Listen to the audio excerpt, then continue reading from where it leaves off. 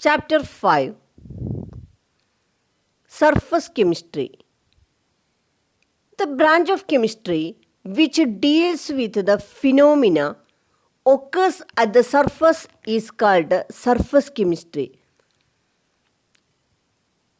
സർഫസിൽ നടക്കുന്ന പ്രതിഭാസങ്ങളെക്കുറിച്ച് പ്രതിപാദിക്കുന്ന കെമിസ്ട്രിയുടെ ഒരു ബ്രാഞ്ചാണ് സർഫസ് കെമിസ്ട്രി.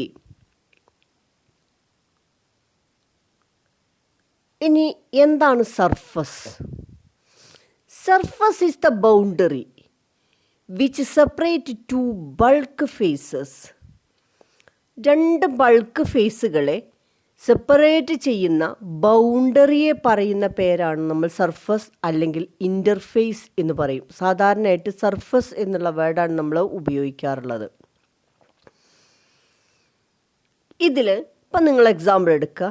നിങ്ങളിപ്പോൾ യൂസ് ചെയ്യുന്ന ഫോണ്, ഈ ഫോണിനെ നമ്മൾ അറ്റ്മോസ്ഫിയറിൽ നിന്നും സെപ്പറേറ്റ് ചെയ്യുന്ന ഇപ്പം നമ്മൾ ഈ ഫോൺ ഒരു സ്ഥലത്ത് വെച്ചിരിക്കുകയാണെങ്കിൽ അത് എവിടേക്കാണ് ഫോണ് എന്ന് സെപ്പറേറ്റ് ചെയ്യുന്ന ആ ഒരു ബൗണ്ടറി, അതിരുകളുണ്ട്. അതിനെയാണ് നമ്മൾ സർഫസ് എന്ന് പറയുന്നത്. അതിൻ്റെ 4 സൈഡുകൾ, ബാക്ക് സൈഡ്, ടോപ്പിലെ ഗ്ലാസ്, ഇതൊക്കെ അതിൻ്റെ സർഫസുകളാണ്. Next, the phenomenon of accumulation of molecular species more at the surface than the bulk is known as adsorption. നമ്മൾ ഈ ചാപ്റ്ററിൽ മെയിനായിട്ട് എക്സ്പ്ലെയിൻ ചെയ്യുന്ന ഒരു ടേമാണ് അഡ്സോർപ്ഷൻ. എന്താണ് adsorption? Accumulation of molecular species at the surface rather than the bulk. ഇപ്പോൾ ഈ ഫോണിൻ്റെ സർഫസിൽ ഏതെങ്കിലും തരത്തിലുള്ള മോളിക്യൂൾസ് അക്യുമുലേറ്റ് ചെയ്ത് നിൽക്കുക, ഒരുമിച്ച് നിൽക്കുക. അത് ഫോണിനകത്തേക്ക് കയറുന്നുണ്ടോ? ഇല്ല. ഫോണിൻ്റെ പുറത്ത് സർഫസിൽ ഏതെങ്കിലും ഒരു മോളിക്കുലാർ സ്പീഷീസ് അക്യുമുലേറ്റ് ചെയ്ത് നിൽക്കുന്നുണ്ടെങ്കിൽ അതിനെയാണ് നമ്മൾ അഡ്സോർപ്ഷൻ എന്ന് പറയുന്നത്. ഇതിന് ബെസ്റ്റ് എക്സാമ്പിൾ, നിങ്ങളുടെ ഫോണ് കുറേ ദിവസത്തിന്, ഒരാഴ്ചയ്ക്ക് 2 ആഴ്ചയ്ക്ക് എവിടെയെങ്കിലും ഒഴിച്ചിട്ടു, അല്ലെങ്കിൽ നമ്മൾ വെച്ച സ്ഥലം ഓർമ്മയില്ലാതെയായി, നമുക്ക് കണ്ടില്ല. പിന്നെ അതൊരു തുറന്ന സ്പേസിലാണ് നമ്മൾ വെച്ചിരിക്കുന്നത് എങ്കിൽ ആ ഫോൺ എടുക്കുമ്പോൾ അതിന് മുകളിൽ നിറച്ച് ഡസ്റ്റ് പാർട്ടിക്കിൾസൊക്കെ ഇങ്ങനെ ഒട്ടിപ്പിടിച്ച് നിൽക്കുന്നുണ്ടാവും. അത് ഫോണിനകത്തേക്ക് കയറിയിട്ടുണ്ടാവുമോ? ഇല്ല. എവിടെ ഉണ്ടാവുക? ഫോണിൻ്റെ സർഫസ് എവിടെയാണോ അവിടെയൊക്കെ, സൈഡിലും ഏത് ഭാഗമാണോ മലർന്ന് കിടക്കണം അവിടെയൊക്കെ എന്തുണ്ടാവും? ഡസ്റ്റ് പാർട്ടിക്കിൾസ് അക്യുമുലേറ്റ് ചെയ്ത് നിൽക്കുന്നുണ്ടാവും.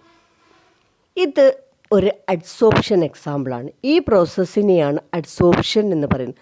അതായത് സർഫസിൽ മാത്രം ഏതെങ്കിലും തരത്തിലുള്ള മോളിക്കുലാർ സ്പീഷീസ് അക്യുമുലേറ്റ് ചെയ്ത് നിൽക്കുന്ന ആ പ്രോസസ്സിനെ, ഡസ്റ്റ് പാർട്ടിക്കിൾസ് അക്യുമുലേറ്റ് ചെയ്ത് നിൽക്കുന്നത് എന്താണ്? അഡ്സോർപ്ഷനാണ്.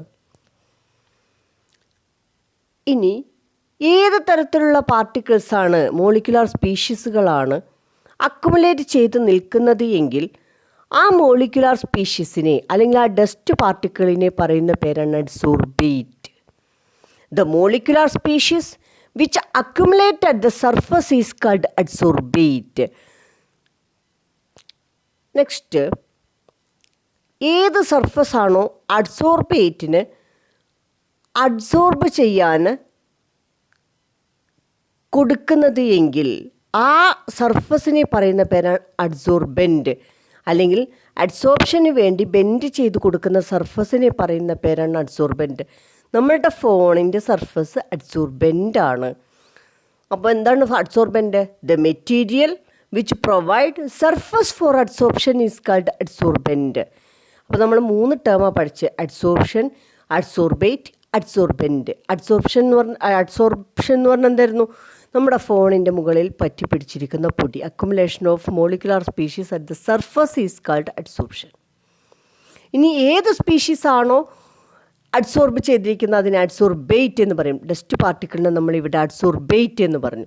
ഏത് സബ്സ്റ്റൻസ് ആണോ സർഫസ് പ്രൊവൈഡ് ചെയ്യുന്നത് എങ്കിൽ ആ സർഫസ് പ്രൊവൈഡ് ചെയ്യുന്ന സബ്സ്റ്റൻസിനെ പറയുന്ന പേരാണ്, ആ സർഫസിനെ പറയുന്ന പേരാണ് അഡ്സോർബെൻ്റ്. ഇനി നമ്മൾ ഫോണ് കിട്ടി, ഫോണിൻ്റെ മുകളിൽ നിന്ന് നമ്മൾ എന്താ ചെയ്യുക, ആ പൊടീനെയൊക്കെ ആ ഡസ്റ്റ് പാർട്ടിക്കിളിനെയൊക്കെ റിമൂവ് ചെയ്യും. ഈ പ്രോസസ്സിനെ പറയുന്ന പേരാണ് ഡിസോപ്ഷൻ. അഡ്സോപ്ഷൻ്റെ ഓപ്പോസിറ്റ് ഡിസോപ്ഷൻ.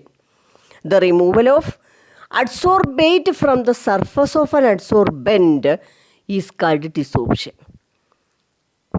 ഇനി നെക്സ്റ്റ് അബ്സോർപ്ഷൻ. അബ്സോർപ്ഷന് ബെസ്റ്റ് എക്സാമ്പിളാണ് നമ്മൾ ഒരു സ്പോഞ്ച്. ആ സ്പോഞ്ച് വെള്ളത്തിലങ്ങോട്ട് ഇട്ടു, കുറച്ച് വെള്ളത്തിൽ. എന്താ ചെയ്യുക, വാട്ടർ മോളിക്യൂൾസ് മുഴുവൻ ആ സ്പോഞ്ചിൻ്റെ ഉള്ളിലേക്ക് കയറിപ്പോവും. അല്ലാതെ അതിന് വേണ്ടിയിട്ട് നമ്മൾ തെർമോക്കോളിൻ്റെ പീസാണ് വെള്ളത്തിലിട്ടുവെങ്കിലോ അത് ആ സർഫസിൽ മാത്രമേ ഉണ്ടാവുള്ളൂ. സ്പോഞ്ചിലാണെങ്കിൽ അതിനുള്ളിലേക്ക് ഇൻടേക്ക് ചെയ്തു. ഇങ്ങനെയുള്ള പ്രോസസ്സിനെയാണ് നമ്മൾ അബ്സോർപ്ഷൻ എന്ന് പറയുന്നത്. അപ്പോൾ absorption is in absorption molecular species uniformly distribute throughout the body. ബോഡിക്കകത്ത് കൂടിയൊക്കെ യൂണിഫോമായിട്ട് എന്ത് ചെയ്തിട്ടുണ്ടാവും, മോളിക്കുലാർ സ്പീഷീസ് ഡിസ്ട്രിബ്യൂട്ട് ചെയ്തിട്ടുണ്ടാവും. ഇനി ഒരു സർഫസിൽ അഡ്സോർപ്ഷനും അബ്സോർപ്ഷനും ഒരേ സമയത്ത് നടക്കുന്നുണ്ട് എങ്കിൽ അതിനെ പറയുന്ന പേരാണ് sorption. The phenomenon in which adsorption and absorption takes place simultaneously is known as sorption. And next, what is the difference between adsorption and absorption? First, adsorption. Adsorption നമുക്കറിയാം, the molecular species concentrated more at the surface. സർഫസിലാണ് concentrate ചെയ്തിട്ടുണ്ടാവുക അല്ലെങ്കിൽ accumulate ചെയ്തിട്ടുണ്ടാവുക അഡ്സോർപ്ഷനിൽ. ഇനി എന്താ absorption? The molecular species uniformly distributed throughout the body. സ്പോഞ്ചിനകത്തേക്ക് വെള്ളം കയറി. അപ്പോൾ the molecular species uniformly distribute throughout the body. Adsorption ആണെങ്കിലോ സർഫസിൽ മാത്രമേ ഉണ്ടായിരിക്കുകയുള്ളൂ. ഇനി നെക്സ്റ്റ് സെക്കൻഡ് ഡിഫറൻസ്, അഡ്സോർപ്ഷനിൽ it is a rapid process at the beginning. തുടക്കത്തിലൊക്കെ പെട്ടെന്ന് തന്നെ ആ പ്രോസസ്സ് നടക്കും. അഡ്സോർപ്ഷൻ എന്ന പ്രോസസ്സ് നടക്കും. ഇപ്പോൾ നമ്മൾ ഒരു ഫോണ് കുറച്ച് ദിവസം നമ്മൾ വെച്ച സ്ഥലം ഓർമ്മയില്ലാതായി കഴിഞ്ഞാൽ പൊടി പിടിക്കും. ആ പൊടി പിടിക്കുന്നത് ആദ്യ സമയങ്ങളിലൊക്കെ വേഗം പൊടി പിടിച്ചിട്ടുണ്ടാവും. പിന്നെ അത്ര തന്നെ, അല്ലെങ്കിൽ ശരിക്കും പറഞ്ഞാൽ നമ്മൾ ആദ്യം പിടിച്ച അതേ സ്പീഡിൽ പൊടി പിടിക്കുന്നുണ്ടെങ്കിൽ നമ്മളെ ഫോണ് മൂടാൻ മാത്രമല്ല പൊടിയുമ്പോൾ പിടിക്കണമായിരുന്നു. അത് ചെയ്യുന്നില്ല. ഒരു വർഷം കഴിഞ്ഞിട്ട് കിട്ടിയാലും കുറച്ച് പൊടി, അല്ലെങ്കിൽ ഒരാഴ്ച കഴിഞ്ഞിട്ട് പൊടി ഒരാഴ്ച കൊണ്ട് പിടിക്കുന്ന അത്ര തന്നെ സ്പീഡിൽ ഒരു വർഷം കൊണ്ട് ഉണ്ടാവില്ല. അപ്പോൾ ആദ്യ സമയങ്ങളിൽ അഡ്സോർപ്ഷൻ പെട്ടെന്ന് നടക്കും. പിന്നെ അഡ്സോർപ്ഷൻ്റെ സ്പീഡ് കുറഞ്ഞു വരും. It is takes place uniform rate. ഈ അബ്സോർപ്ഷൻ എന്ന് പറയുന്ന പ്രോസസ്സ് തുടക്കത്തിൽ കൂടുതലും പിന്നെ കുറച്ചൊന്നുമല്ല. ആ അബ്സോർപ്ഷൻ ഫുള്ള്, സ്പോഞ്ച് ഫുള്ള് വെള്ളം നിറയുന്നത് ഒരേ സ്പീഡിൽ, ഒറ്റ സ്പീഡിൽ പെട്ടെന്ന് തന്നെ അതിനകത്തേക്ക് ഫുള്ള് വെള്ളം കയറും. അപ്പോൾ എന്താ, it is takes place uniform rate. ഇനി നെക്സ്റ്റ്, അപ്പോൾ ഈ അഡ്സോർപ്ഷൻ്റെ സെക്കൻഡ് ഡിഫറൻസ് എന്താണ്?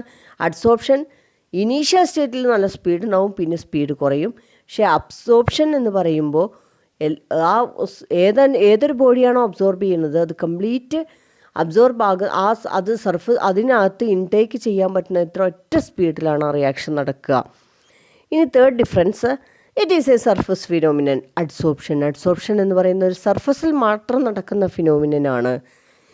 Next absorption it is a bulk phenomenon. അതൊരു അതിനകത്തേക്ക് നടക്കുന്ന ഒരു പ്രോസസ്സാണ് അബ്സോർപ്ഷൻ.